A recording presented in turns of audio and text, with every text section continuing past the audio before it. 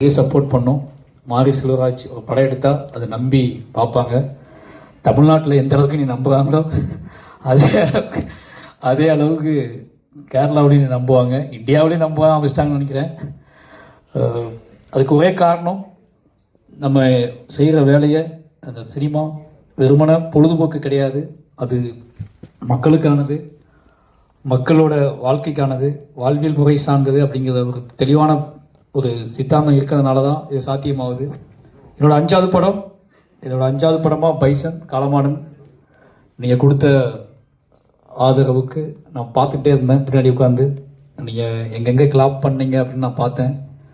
அது எல்லாமே, அந்த கிளாப் பண்ண இடம் எல்லாமே சாதாரணமாக என்ன சொல்கிறது, ரொம்ப ரொம்ப நெஞ்சு முட்டி எழுதுவாங்கள்ல டைலாக், இதுக்கு மேலே என்னடா சொல்கிறது இவங்ககிட்ட அப்படின்னு எழுதுவோம்ல, அந்த மாதிரி இடங்களில் தான் நீங்கள் கிளாப் பண்ணீங்க.